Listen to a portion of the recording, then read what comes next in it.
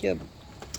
Hi guys, gusto nyo rin ba maging smooth yung wiper nyo? Katulad ng wiper ng kotse ko. Papakita ko sa inyo kung paano. Watch and learn. Basta na, diba?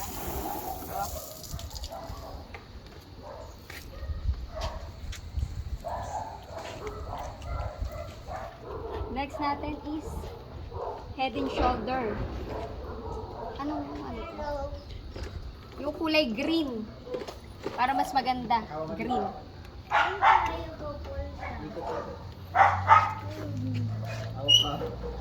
Wait ko lang. Huwag nyo pong isi-circle ng ganun ha. Dapat ang tawag dito, Lalagay. paglalagay is taas and baba. Tapos, ganun. Ito pala nakahisap. So, kulang pa siya kaya dadagdagan natin. Pero mamaya na.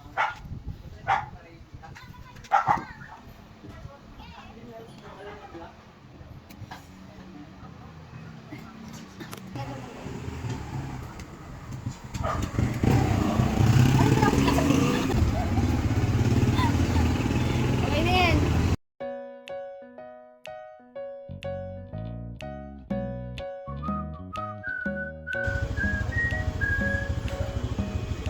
Bango! Amoy shampoo! Amoy ulap!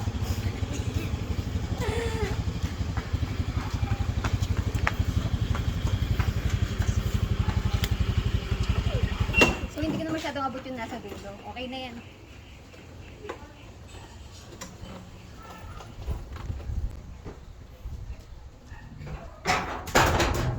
Hindi talaga din ako pag ginawa. Ba't di mo ito naisip?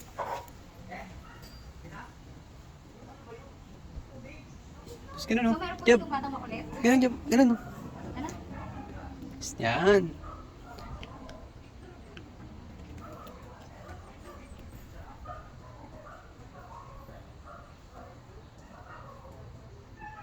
Sa pamamagitan ng head and shoulder, mawawala ang stain ng inyong salamin. Tsaka? Tsaka, magiging smooth ang inyong wiper. Sobrang sikip. Ayan. Pili ko okay na to. Tingin, tapos na natin sabunan ng head and shoulder. Babanlawan na natin ngayon. Okay.